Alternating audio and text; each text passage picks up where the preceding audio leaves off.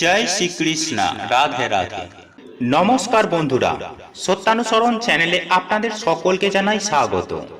আমি আশা করি আপনারা সকলে ভগবান বা ঈশ্বরের কৃপায় ভালো আছেন, সুস্থ আছেন। বন্ধুরা, আপনি যদি লাইফে কিছু শিখতে চান বা জানতে চান তাহলে চ্যানেলটি সাবস্ক্রাইব অবশ্যই করুন। বন্ধুরা, সারা জীবন সুস্থ ও নিরোগ থাকতে গুরু পূর্ণিমার দিন খান এই একটি জিনিস। এর ফলে সারা বছর যেমন আপনারা নিরোগ ও সুস্থ থাকতে পারবেন, ঠিক তেমনই ধন দৌলত আসবে বিপুল পরিমাণে। বন্ধুরা, গুরুর কৃপায় মনের সব অন্ধকার কাটিয়ে জীবনে সুখ এবং শান্তি বহুগুণ বৃদ্ধি করতে পারবেন। এই খাবারটি খেলে মাত্র 3 দিনের মধ্যেই আপনি আপনার জীবনে এক সুন্দর পরিবর্তন উপলব্ধি করতে পারবেন। বন্ধুরা, পূর্ণিমা তিথি চলাকালীন সময়ের মধ্যে আপনারা এই জিনিসটি যেমন খাবেন, ঠিক তেমনই আপনি আপনার পরিবারের প্রত্যেককে খাওয়ানোর চেষ্টা করবেন। এর ফলে গুরুর কৃপায় আপনার শরীরে কোনো রকম রোগ ব্যাধি দেখা যাবে না, ঠিক তেমনই সারা বছর আপনার জীবনে অর্থের বৃষ্টি হবে। বন্ধুরা, গুরু পূর্ণিমার দিনটি অত্যন্ত শুভ দিন, তাই এই দিনে নানান শুভ কাজ গৃহের মধ্যে করলে গৃহে সুখ শান্তি সমৃদ্ধিতে পরিপূর্ণ হয়। এবং এমন কিছু কিছু আচার রয়েছে যেগুলি এই পবিত্র গুরু পূর্ণিমার দিন পালন করতে পারলে সারা বছর খুবই উপকার পাওয়া যায়। ঠিক তেমনই আপনার গুরুর কৃপায় আপনার জীবনে অর্থের আগমন শুরু হয়ে যাবে 10 দিক থেকে, এবং আপনার সমস্ত কামনা বাসনা সুনিশ্চিতভাবে পূরণ হবে।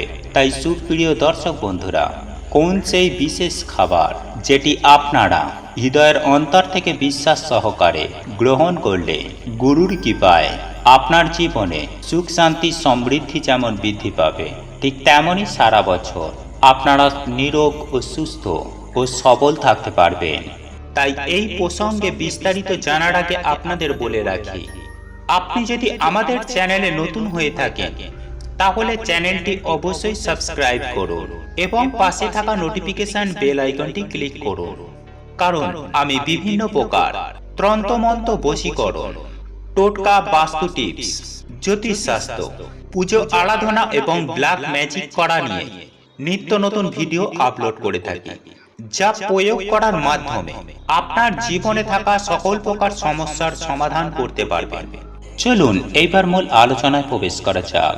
তবে মূল আলোচনায় প্রবেশ করার আগে আপনারা যদি গুরুর কৃপায় জীবনে সুখ শান্তি সমৃদ্ধি পেতে চান তাহলে ওম গুরুদেবায় নমঃ লিখে কমেন্ট অবশ্যই করুন।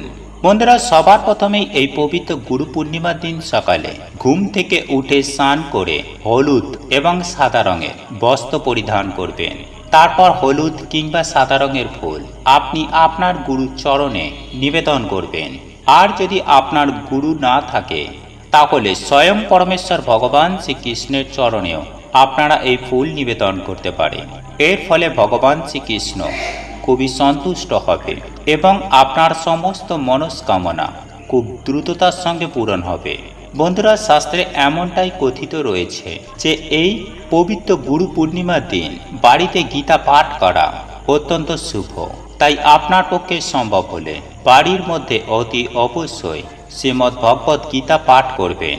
এবং আর যদি আপনারা এই গীতা পাঠ করতে অক্ষম হন তাহলে অন্তত পক্ষে এই পবিত্রতম দিনে গীতা পাঠ শ্রবণ করবেন। এর ফলে বহু জন্মের পাপ থেকে আপনারা উদ্ধার পাবেন। বন্ধুরা, এরপর আমি আপনাদের যে বিষয়টির কথা বলবো তা হলো, এই পবিত্র গুরু পূর্ণিমার দিন বাড়িতে অতি অবশ্যই নিরামিষ আহার গ্রহণ করুন।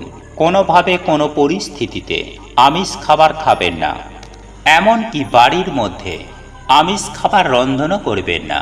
এছাড়াও এই পবিত্রতম দিনে অসত্য বৃক্ষের পুজো করুন এবং সন্ধ্যাবেলায় অসত্য বৃক্ষের সামনে একটি গাওয়া ঘিয়ের প্রদীপ জ্বালান। হ্যাঁ বন্ধুরা, আপনার যদি ইষ্ট গুরুদেব থেকে থাকে তাহলে গুরুদেবকে কিছু দান করুন, এবং আপনার যদি গুরুদেব না থাকে তাহলে যে কোনো গুরুজনকে আপনি কিছু দান করুন। বন্ধুরা, আপনার যদি গুরুদেব থেকে থাকে তাহলে অন্তত পক্ষে কমেন্ট করে বলুন ওম গুরুদেবায় নমঃ।